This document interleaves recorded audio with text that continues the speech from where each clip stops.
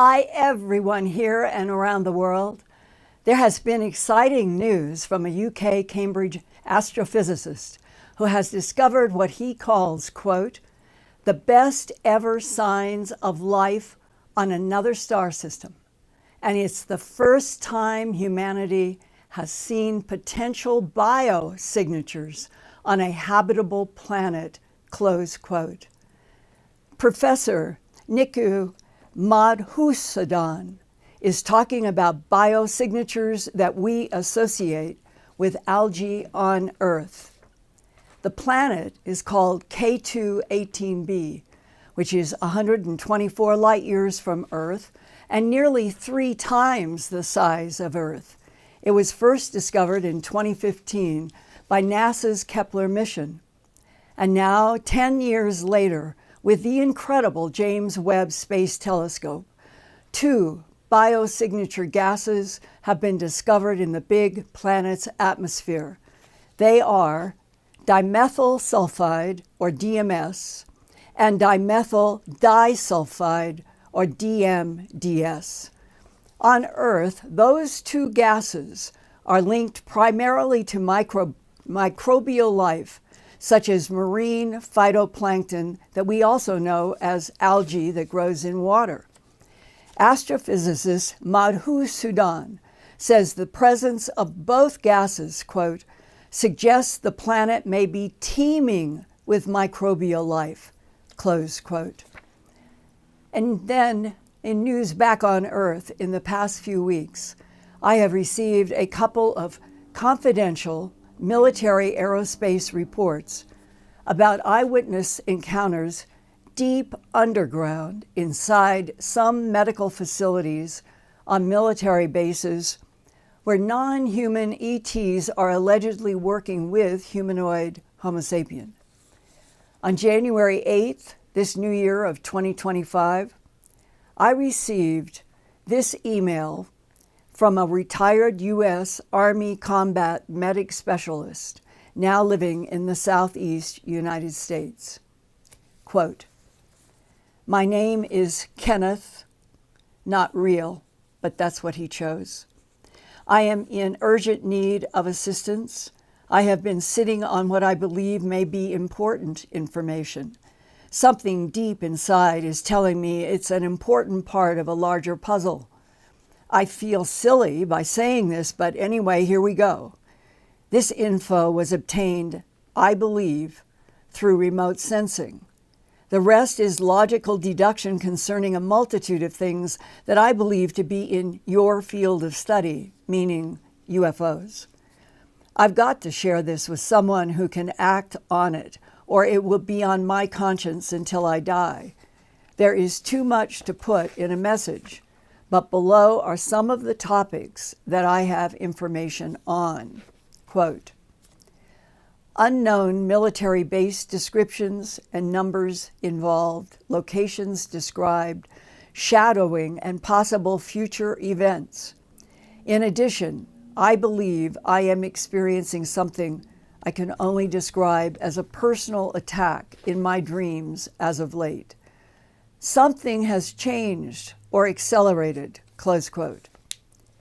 Kenneth sent me a copy of his DD-214 that shows he entered the U.S. Army on January 9th, 1992, and 5 years later left the Army service on November 11th, 1997. His permanent duty station was Fort Lewis, Washington State in the Northwest. I was a very curious soldier, and when you do work in a hospital, it's been brand new and built, and I was kind of raised around hospitals because my father was a manager of radiology and nuclear medicine in North Carolina. So we were always in and out of the hospital, his work, and I'm always fascinated with the hospital. So I took it upon myself to explore. Now, what I found curious was the lower levels of the hospital, lots of doors, but no signs. These doors all required card readers. And everyone in Madigan Medical Center is issued a ID card that you scan. What city and state is this? This is at Fort Lewis, Washington, Tacoma, Washington, at Madigan Army Medical Center. Like I said, I took it upon myself to explore. I started noticing one or two people, and this happened, I would say, twice. The first night, I encountered a female soldier. The problem was that this person didn't have any rank, and they were in full battle dress uniform, BDUs, or camouflage, whatever you want to call it. And when I asked her a question, she just stared at me blankly. The first thing I noticed when I got near the individual is I felt that feeling like whenever you enter a room that's got a lot of people in it that are either angry or upset, it's like being sent to the principal's office, like feeling. You're spooked, I guess is a better term. And I had to ask the question twice, are you looking for something? The second time, I just got a straight no, and the person just turned around and walked off. I also can tell you that their face wasn't quite, I want to say that her eyes were too far apart. Mm-hmm. And then the second night, I encountered, I want to say, a male. Again, in a different part of the hospital, but in the lower parts of the hospital, no rank, no insignia.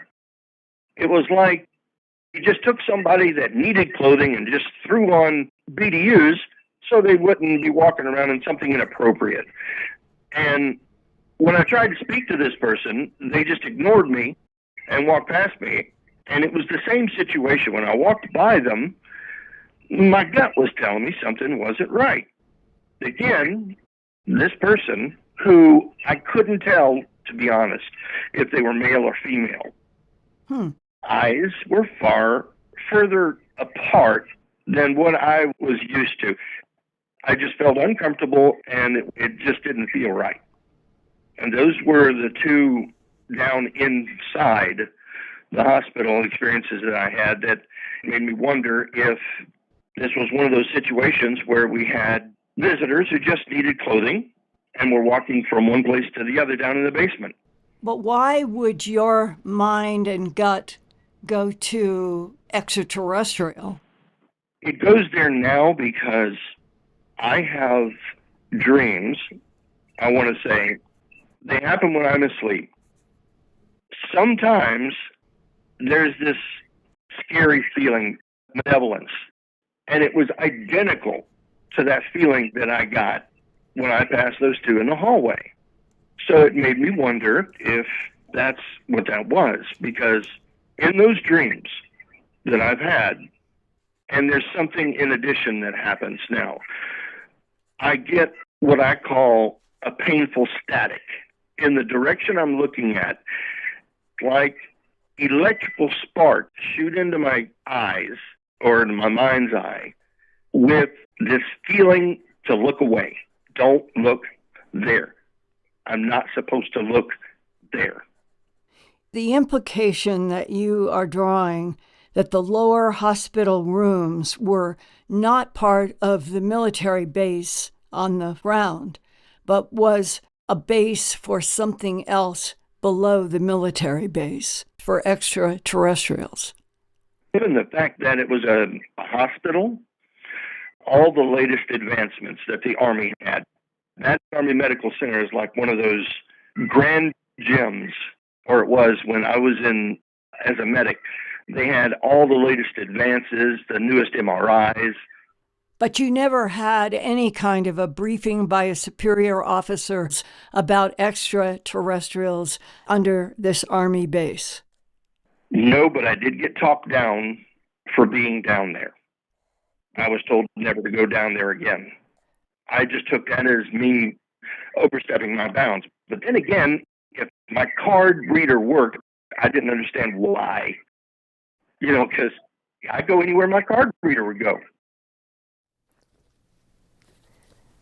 I asked Alan and Ian in England to stand by for an earlier transition to all of you in the chat, because I would like to know if any of you listening tonight, in or out of the different subjects that we're talking about, but if you can go into the Earthfiles YouTube channel and look at the program and pick out sections that you might have some resonance or experience with, and the audience tonight, that if you've ever served in a military base where a large advanced hospital is known to be underground, that military base, meaning under the foundation and down, where only a small number of people have security clearances and or ID cards to enter, I would really hope to hear from those of you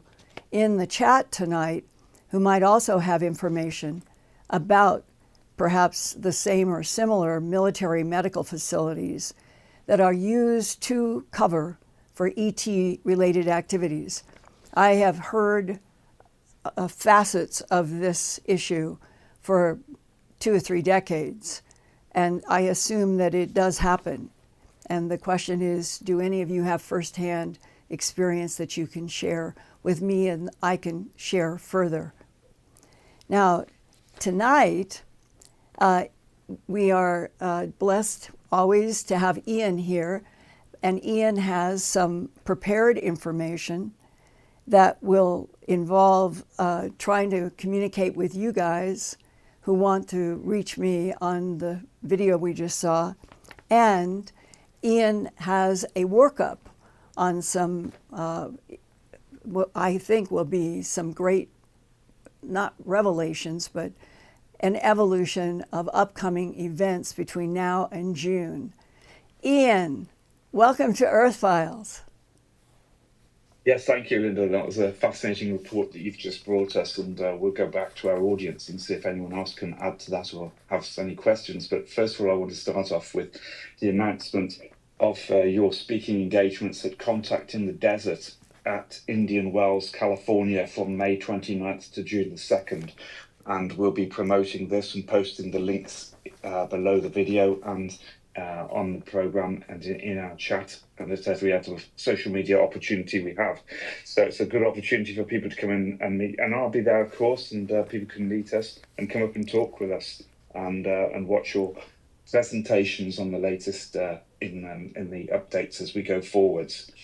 So I want to bring you some other news as well, which this comes from Danny Sheehan and Steve Bassett, who again are both working hard for disclosure, and they'll both be present at Contact in the Desert.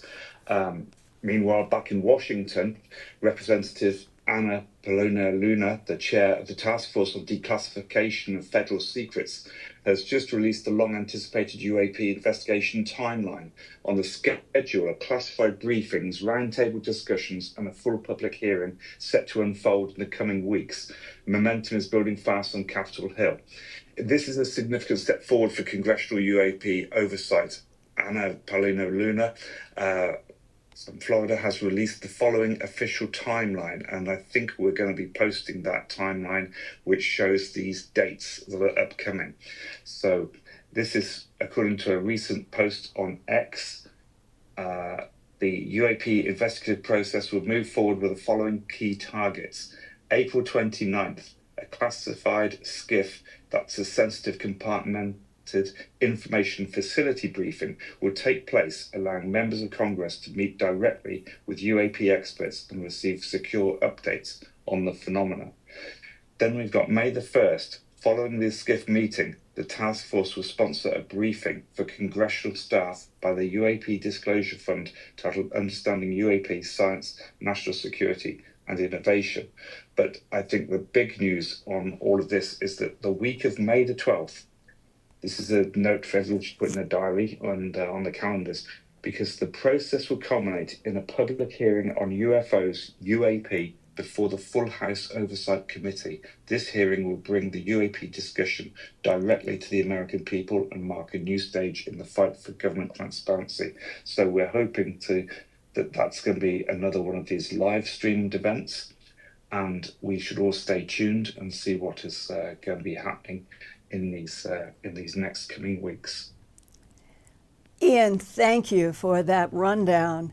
And I am so happy that the congressional hearing isn't going to be put off and off and off and off again. I think that Congresswoman Luna is going to have some surprises, and that hopefully at Earthfiles that I will be able to also contribute through a couple of the whistleblowers I know who would like to communicate something more in tandem with this summer, in which if they had not gotten the hearings going again, some people were feeling like they were going to try to blow off everything. And right now, doesn't it feel, Ian, like that just because Congresswoman Luna and others, that they are going to go forward, and that perhaps revealing it, even if it's piece by piece, at a congressional hearing is so much better than reality being classified?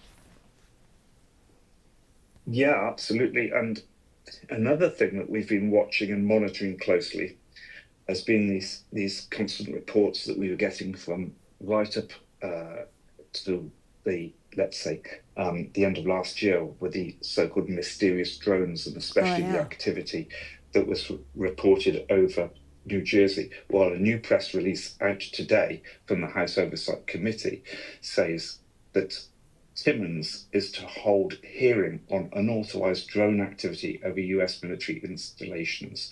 And that's the Subcommittee on Military and Foreign Affairs Chairman William Timmons today announced a hearing on securing the skies, addressing unauthorized drone activity over US military installations. So that's another one to watch for. And again, you can reach this link. I'll post a link in the chat, and we'll probably try and post it underneath this video. But the good news about this is Tuesday, April 29th, 2025. And you can actually watch the live streaming event. There's a link to that at 2 p.m. Eastern Time, Tuesday, April the 29th.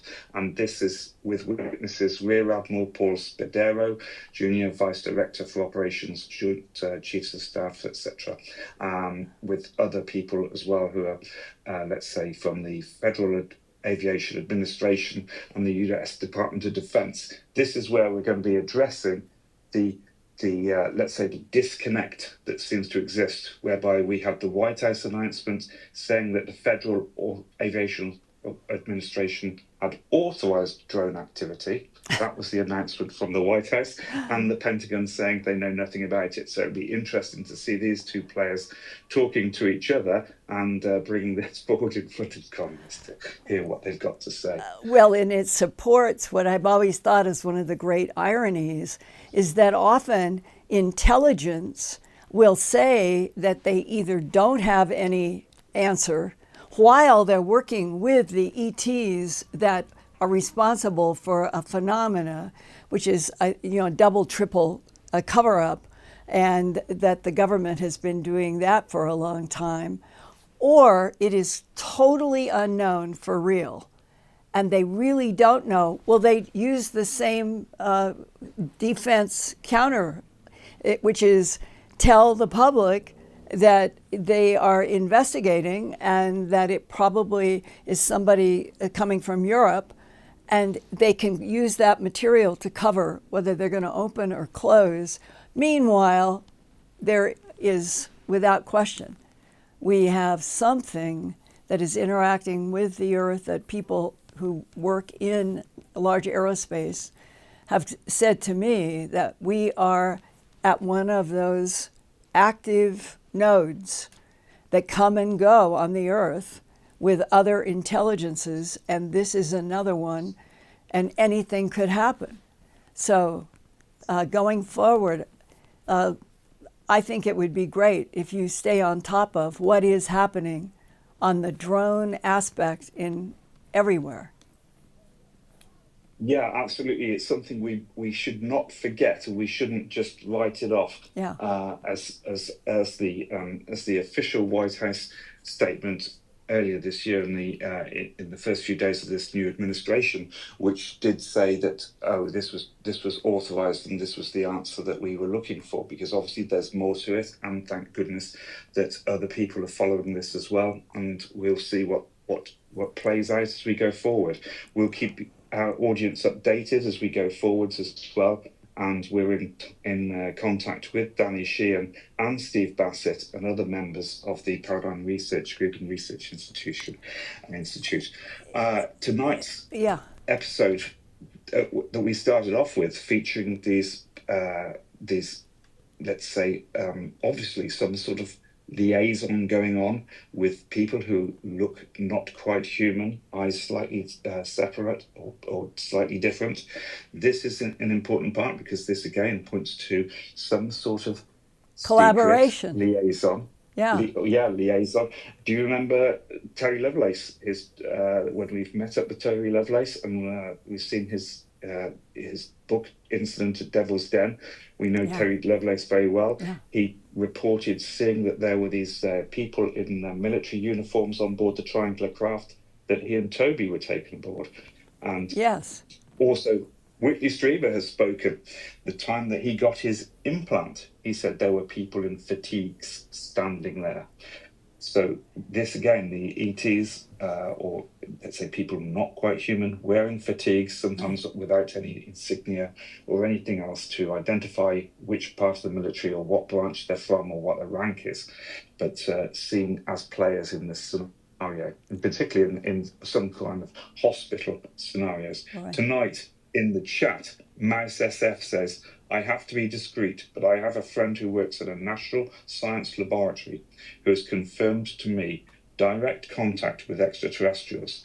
They were not a believer and were quite disturbed by this. Which type? This is Mouse SF. Ian, which type? Please tell us which type. We always say it's very important which type.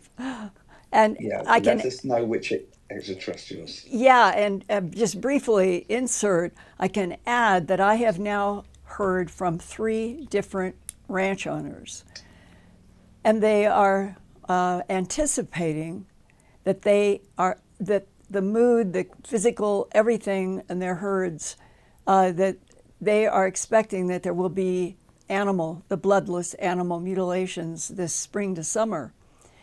And one of the people that I talked to just in the last 3 days has already, from what he's saying to me, has identified on the ground in a pasture, in a state that I will eventually, if it evolves and we are going to try to do veterinarian work, I would report where. Right now it's better just to say that he's describing the same excisions, the same bloodlessness now that it is current.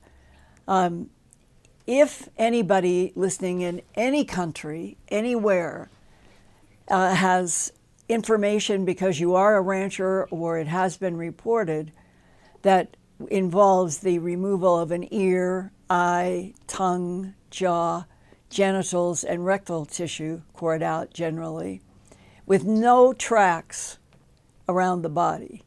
That's the classic animal mutilation. It includes kangaroos in Australia. Let me know, not with the idea of that we're proving with you getting in touch with me. It's that it helps me do maps. I've always done maps. And then you begin to see where there's activity that's going on that's not being reported. And those are the places I've always tried to go to in investigating animal mutilations. And if we are in one of those years, 2025, that is pivotal for a lot of big changes all over the place, then the return of bloodless, trackless animal mutilations may be part of what we're going to experience. And I think that Whitley Strieber is right in his investigation, picking up on the work that I did with veterinarians and pathologists about the missing organs and always the blood taken, and that Whitley and I did a show about 4 or 5 months ago in which he has come to the hypothesis that one of the reasons that some of the animals that are targeted are the ones that are targeted, cattle being probably at the top of the list, is because the copper that is in the hemoglobin of certain strains, bovine and others, is different from the copper that they might have been left with if they didn't have these animals. And I think it's fascinating because we're dealing with clearly biological beings, but we're dealing also with artificial intelligence that works for the biological beings. And until we get honesty on this planet about everything that's going on with the universe and with other intelligences, we can hypothesize. And the hypothesis is, and it was part of my work back in 79 to 84, same exact hypothesis, just coming in with from different angles. And that is the animal mutilations on Earth by non-humans with a lot of involvement by the Greys is for sustenance, number one, sustenance for them. Number two, the harvest of sperm and eggs for genetic manipulation, and that the genetic manipulation may be one of the keys to the non-humans trying to survive. Now, with that as a kind of context in which I'm very much aware that there may be more mutilations, and I know some people have a hard time with it, but it's part of this interaction with other beings. So, Ian, I'm going to throw this back to you to see if you have some fresh remarks for tonight about the concept of a military base being an excellent place to place a basement in which you worked with and collaborated with ETs. Yeah. Can you hear me okay? I can now. We always have problems with Ian's, we call it the grapefruit. Grapefruit, no, that's better. And sometimes it works and sometimes we have problems. Yeah. Okay, we're reconnected now, that's good. I'm looking at the live chat at the moment, and I'm seeing if we've got any more information from our source that we started off with about which type of ETs are interacting at the National Laboratory with this liaison with extraterrestrials. So I'll bring you an update on that. Renee Cruz is in the live chat tonight. She's a regular contributor, and it's good to see you here. She says that she saw on Friday the 30th of December 2024 4 illuminated plasma doobie joint-shaped UFOs outside her hospital window, 2 big UFOs the size of buildings and 2 jet fighter size.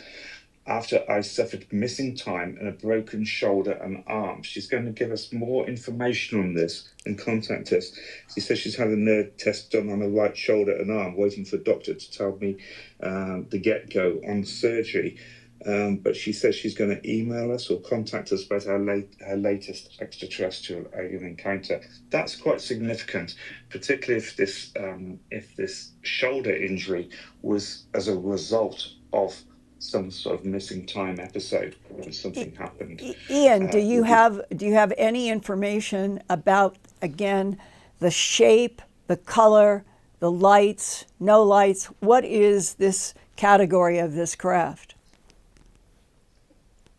Yeah, all she's given us is the description of the size of it outside of her hospital window. And that's very interesting that, again, it's in a medical scenario. So, Renee, please give us more information. And also, I want to put out our email address here for people, earthfiles@earthfiles.com, and I'm directed ian@earthfiles.com. So please contact us with that information. If you can please put phone numbers in your emails or your texts, it would save me I have to wait and go through the processes to wait for phone numbers. And it would be so great. I know that some people can't, and I totally understand. I am trying myself to have influence on a world where I wish everything was open and free and we could discuss about the implications. So I understand why some people are not comfortable giving their phone number in email. But if you want to have a dialogue, it's much faster if you enclose a phone number. I never, ever, ever share any contact information with anybody. And the reason I feel tonight that we needed to talk about all this is that I think that there is a sense of world order that is changing on the playing board very rapidly. And it is those kinds of conditions historically where there have been like in World War II, the emergence of not only lights, not only drones, but a variety of beings who are here for their whatever self-serving reasons they are. And the more on our side, where we know we are always trying to tell you the truth, then the better I can follow up with some people that I know who are trying to tell the truth. So starting from where you are right now and reaching through the airways in a text or a email, something that talks about what your relationship is to it, and a phone number, and it would help me get the churning on communicating with a lot of you. And then I always ask if you are interested in having a recorded interview about a subject that we can put on the Earthfiles YouTube channel. I have always, for 45 years, said to people, if you want to remain anonymous, we can affect the frequencies of your voice in recording, and I have done that many times. But the best of all is to know that we are in some kind of a historical revolution. And I'm hoping that we're not going to oligarchs taking over the planet, but that we are going to evolve into a planet in which creatures that at some levels are incredibly wonderful, humans, and we are put into such weird, raw, twisted conditions that it's difficult for the beautiful goodness to survive and live. I would love it if we could get into a planet where everybody was motivated by things positive. Down with the black side of yin and yang. Okay, Ian. Yeah, go ahead. Chris George Alexander makes a good point in the chat this evening, says the bipartisan nature of the congressional explanation is just so remarkable, and this is good where we are seeing a cooperation where it is across all party lines to explore and look for the truth of what's really going on. And this is what we need is more unity in this and focus on this aspect. And again, we've got Contact in the Desert coming up, where it's a great example of when people can get together and meet with the speakers and actually discuss this. We'll have long discussions with people who have their own personal experiences. They run the experiencer groups as well with J. Christopher King to explore people in a safe space who can share their own experiences with others. Often it's for the first time that they're sharing these personal experiences, but also discovering that many people are having the same experiences. And I want to come back here as well to another comment that I received by Tom the Man TV, who's a regular on this show. He sent me a message this last week about another childhood experience that he remembers when he woke up with a triangular mark on the back of his neck. He told his mother that he'd got this mark, and she felt his forehead and said, "You're burning up." I'm reading from his message here. Mm-hmm. "You're staying at home today, so go to your room." And he says, "This is where the tale gets weird, even for me." Throughout the entire day, I remember people who were dressed like doctors in lab coats, or even who looked like nurses, coming in and out of my bedroom, checking up on me constantly. One doctor even told me, "Don't worry, Tommy, this is just a side effect of what happened to you during the night. You'll be well again soon." And I'd never seen him before, but I really liked that doctor. Later on that night, my mum came to check in on me. She looked at the back of my neck and said, "Well, whatever that marking was, it's gone now. The temperature has returned to normal too." So he says, "Mum, next time I get sick like that, could you call that doctor who visited me today? I liked him. He was really nice to me." Mum looks a bit puzzled at me. "What doctor?" "I did not call any doctor for you today." My mum replied, I never did see that doctor again."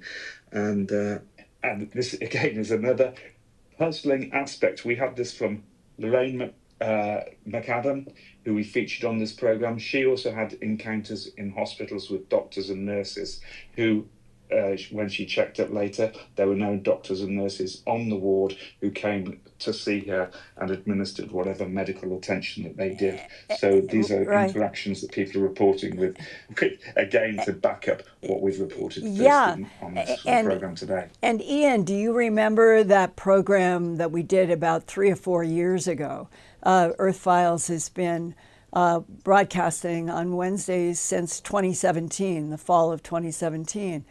So this was about 3 or 4 years ago, and I remember it so clearly because I have run into more than one military person with an almost identical story, and this was about a dentist, not military dentist, a normal dentist who finds that there are implants in the jaw or in the actual teeth that are very sophisticated, and the person who they find these in was in the military, remembers a time that he was requested to go to a dentist, and it means that in this case, there are strategies in terms of technology in people who are working intel and military, in probably interacting with non-humans and a variety of layers of intel.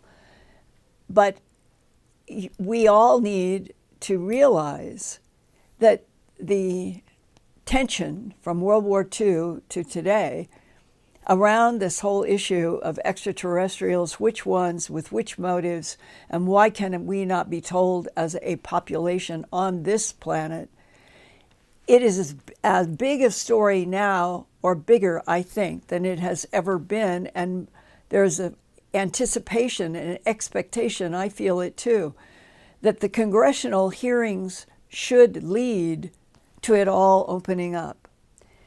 I wonder if you guys tonight at the Earthfiles YouTube channel, do you feel that, or do you think something else is headed our way?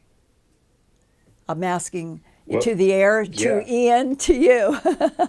Yeah, let's leave that open and people can address their comments. We've got Mr. MH here says, question for Linda.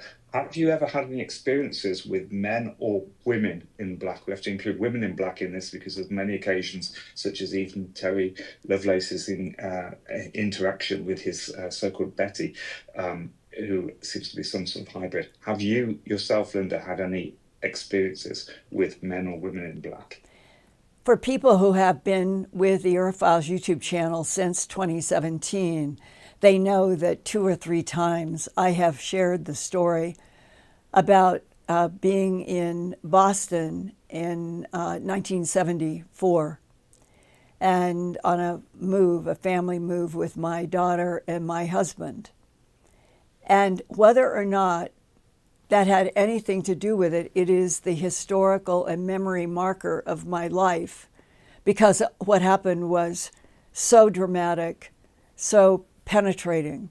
And I'll try to do a short form with deference to those of you who have heard this before, but it is really important for each of us who have had interactions with other beings, I think, to share. This was the night in a house in Needham, which is a suburb of Boston. It had I would say to the bottom of that radiator, Brad, would it be 10 feet, 12 feet up to there? The doors in this house that was historic were at least that high. So it was unusual in the first place that where this being emerged and what happened.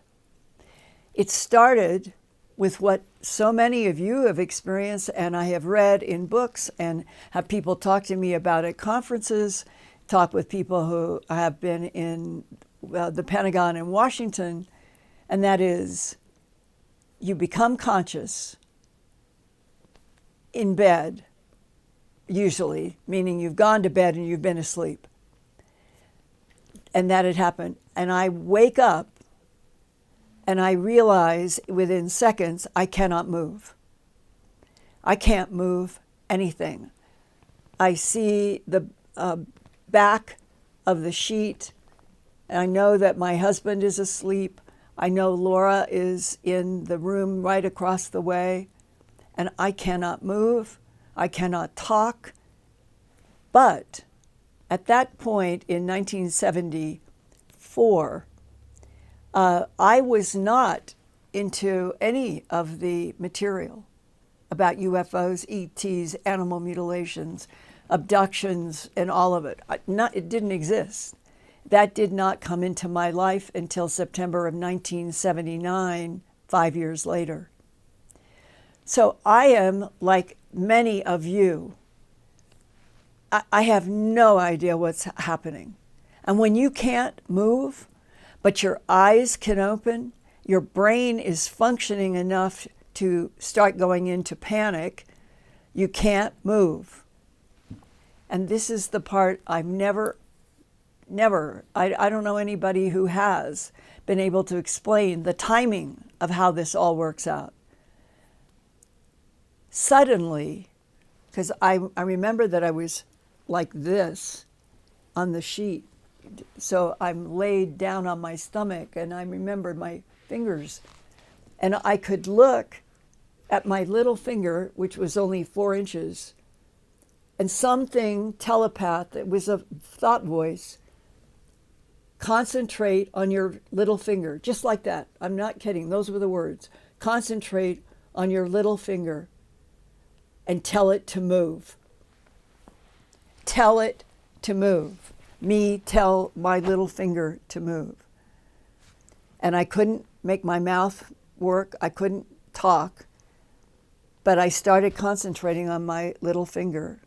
And by God, it quivered, it moved, and it was like somebody picked me up and rolled me up like this. I came from being flat down on the sheet to completely up, and there, coming through that big historical, bigger than normal doors, was a figure entirely in black. It had a hood that seemed to hang out like this, not here, here. And it was almost as big as the space of that the Needham Boston door. At that point, when I think back, I don't know if I was still paralyzed in muscle or I was so shocked, whatever it was. My normal energy, my normal self, I think, would have been to jump out of the bed and run toward it.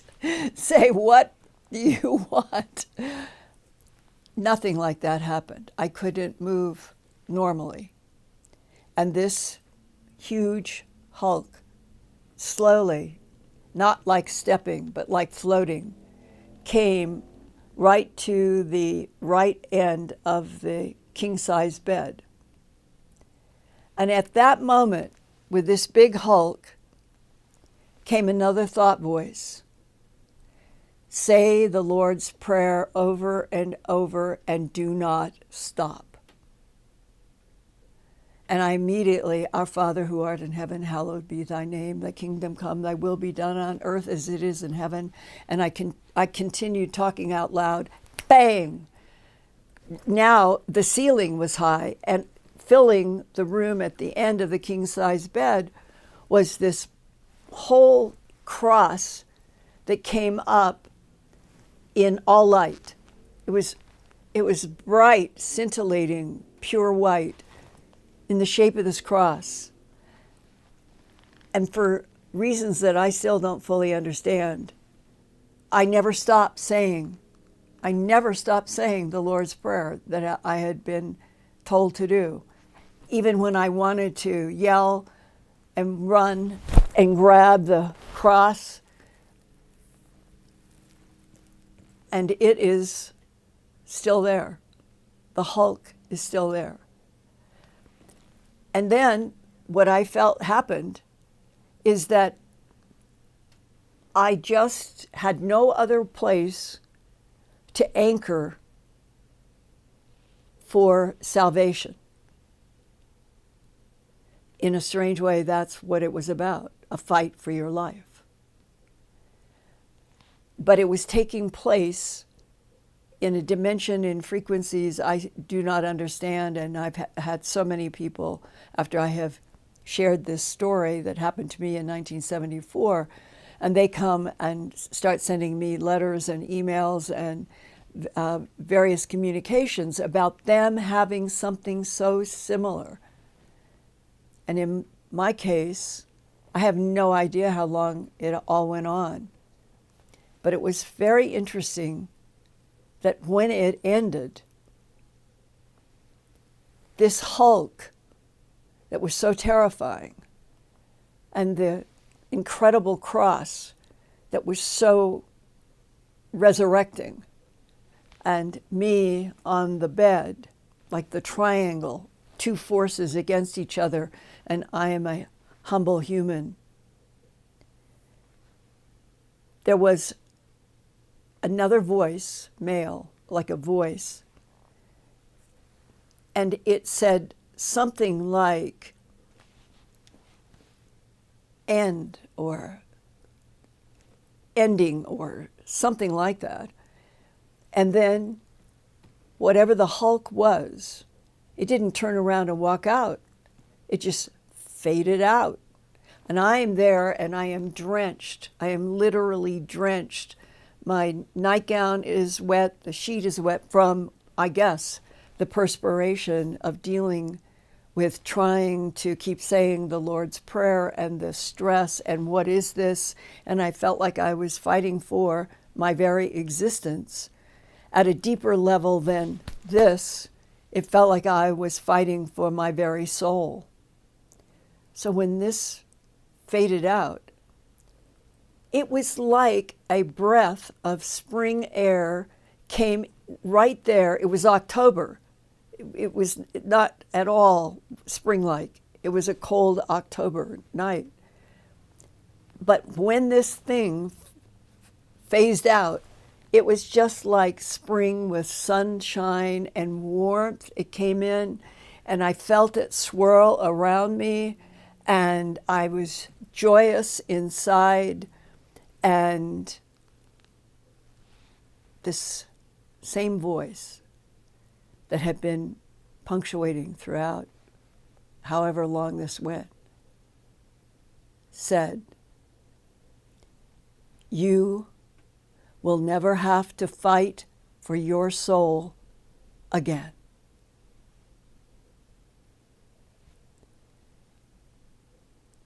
Whether it is one-on-one, being to being, nations to nations, planets to planets, dimensions to dimensions, universes to universes. I am convinced that what happened to me in that Boston room with something dark goes on throughout all of it, everywhere in the complexity. But that always being able to vanquish is the light. You are one with the light. The light is one with you. and you are in the hands of God forever. Idaho, 1960. So these moments have woven their ways through my life. And there is something about the whole UFO ET conundrum.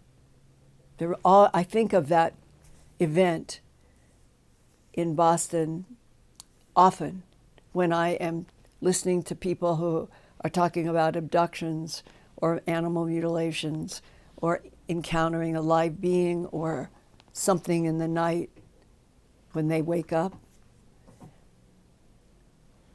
Out of it all today, as we are in 2025 and we are all worried about what may happen between 2025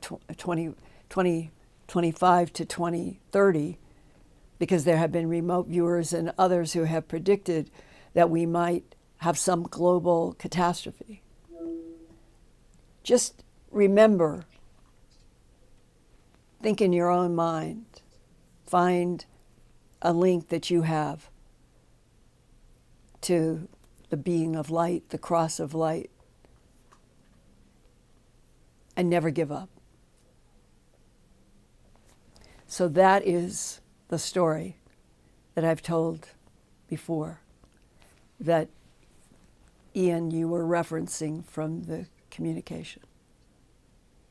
Yeah, I guess so. And again, it shows, and I've found this in my research as well, that often people can fall upon a prayer or something like this to stop an abduction event taking place, or some other kind of takeover or transfer or some other bad intent from taking place. This also backs up with what we found about the men in black, the so-called men in black or women in black, who call on witnesses, etc., often with these threats. The threats are hollow and don't mean anything.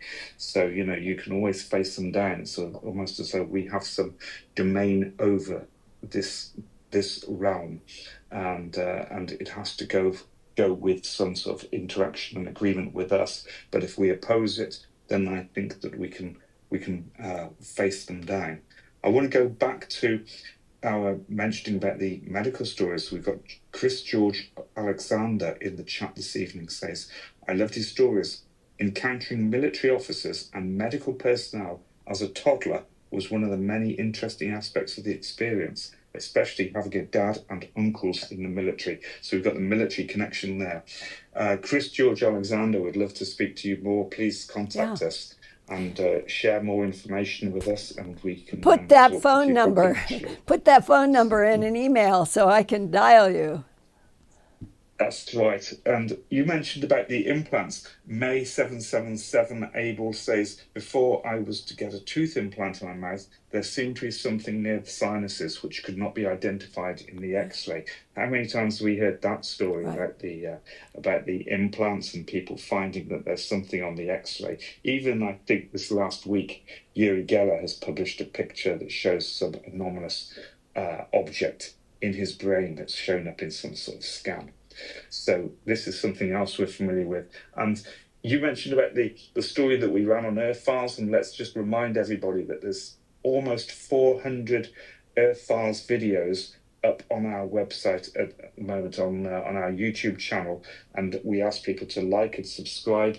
And also this episode and all episodes of Earthfiles Guide is a podcast, so please get it wherever you get your podcast and listen to us on the go as well.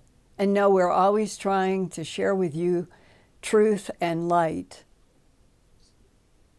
Absolutely. We've got another question. Yo Holmes says, so these aliens working with US military, perhaps helping to develop the AI systems that will soon take over planet Earth. This seems to be a recurring theme.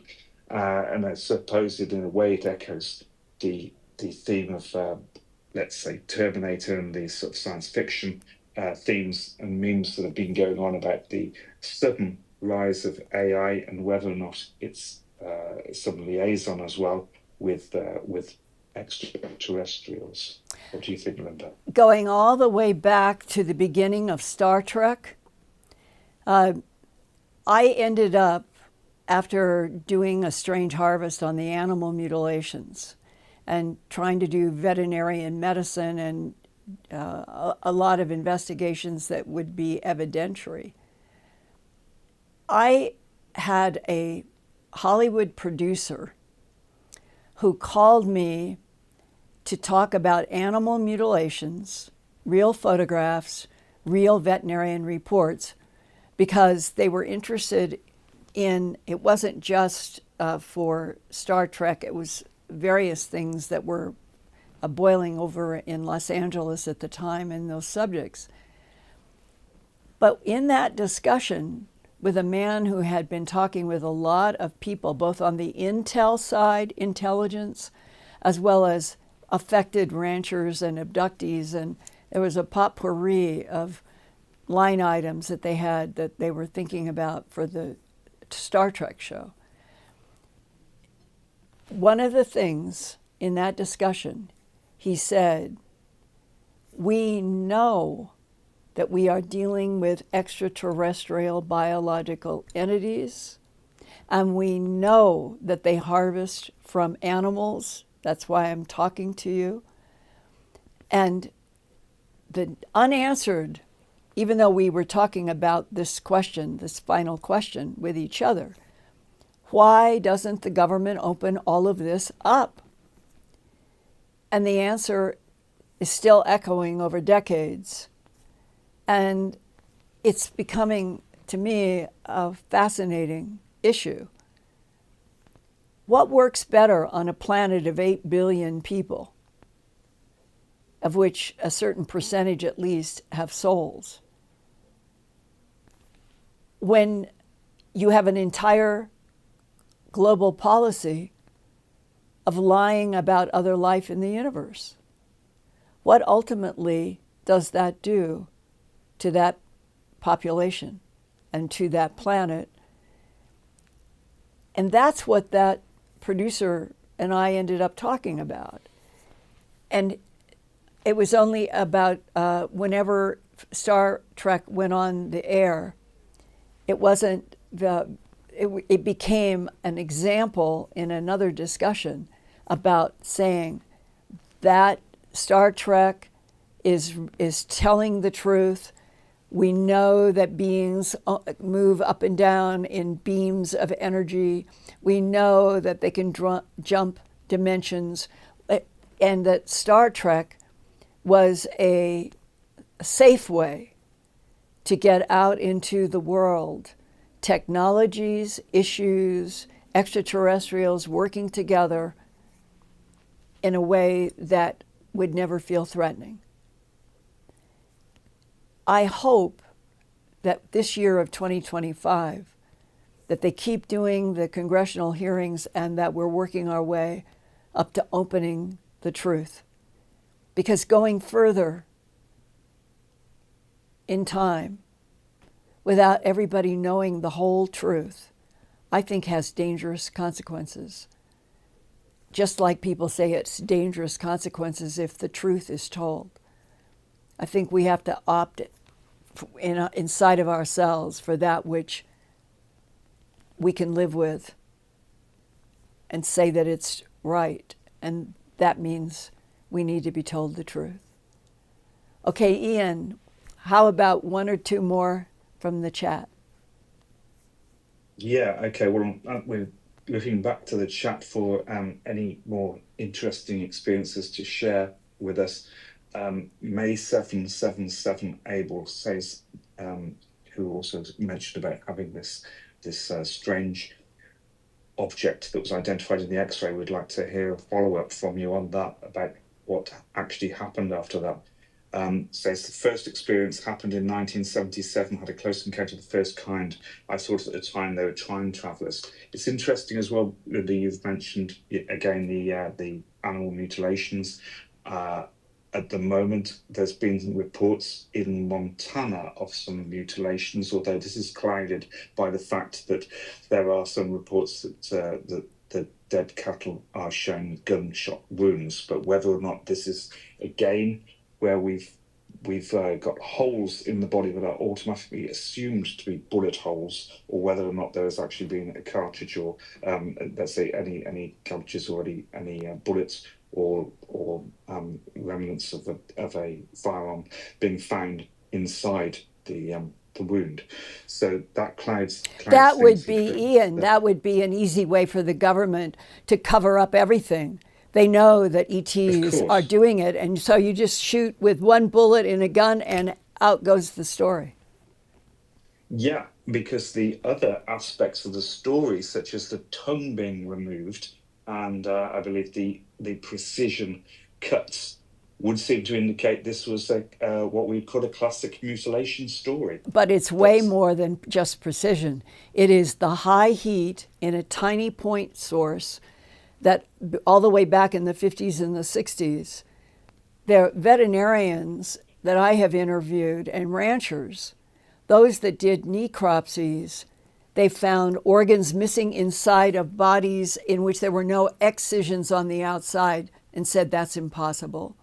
And that when they were excisions, let's say the removal of a whole udder, and it was only 1/4 of an inch deep, and the skin was untouched, and there was no bleeding. And then when they looked under a microscope at the excisions, Dr. Altschuler did this with me on dozens and dozens of cases. And we always found the same thing, of tiny, hot point of light, like a laser, but there were no lasers. 50s, 60s, 70s, there were no lasers being used out in pastures or wherever these animals were found. But the evidentiary material was irrefutable. In the excisions that were done by multiple veterinarians, which I write about in my book, An Alien Harvest and Glimpses of Other Realities, Volume 1 and 2, they found that the collagen and the hemoglobin were both cooked at those excision sites. That was being discovered back in the 50s, 60s, 70s. And there was no instrument to even match that then.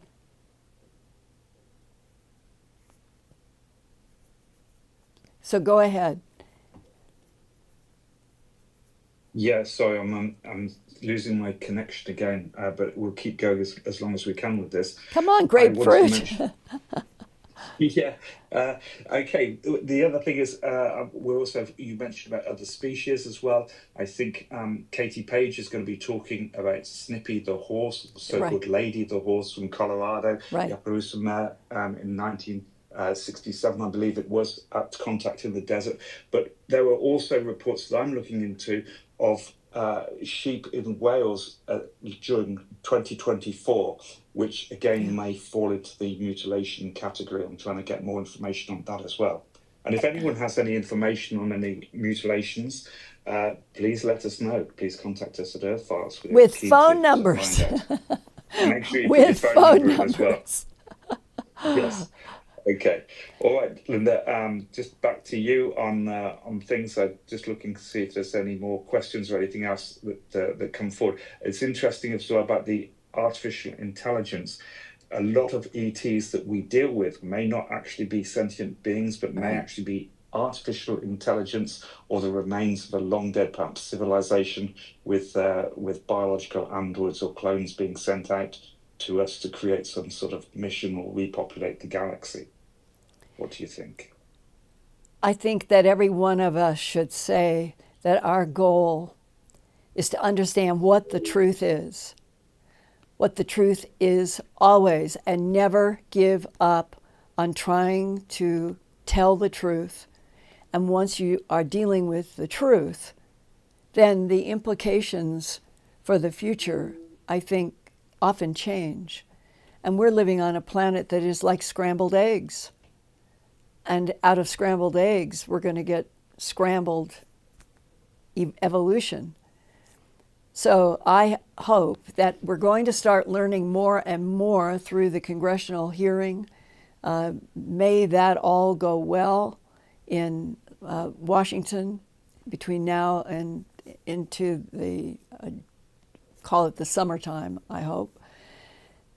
And that will being introduced to real other beings on Earth as a reality, not a speculation, would it help the evolution of humanity? I guess that's the question that's kind of weighing there. Well, I, for one, say to you all again, with love of fellow beings, I am one with the light. The light is one with me, and I'm in the hands of God forever. However that feels inside of you, I hope you will continue to share it from here going forward, thinking about that this is not just about confirming that other life is in the universe. It is confirming that we are one heck of a species and that we deserve to be fought for in truth and light. I feel that to the pit of my soul. So, big agape hug to everyone, everywhere, every country, and we'll see you next week.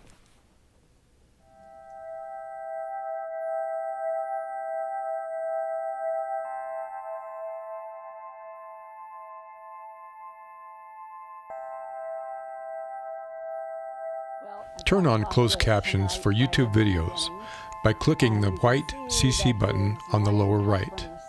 The default language for Linda's videos is English. If you would like to see the captions in another language, click on the white settings button next to the CC button. Select Subtitles CC and then select Auto Translate. Select a language, and the captions will now appear in that language. Sort of gone through, and they will hold their heads. I never had a cat do that before. And they'll pull against the comb, helping me get out snarls. And I think it's the best they've ever been.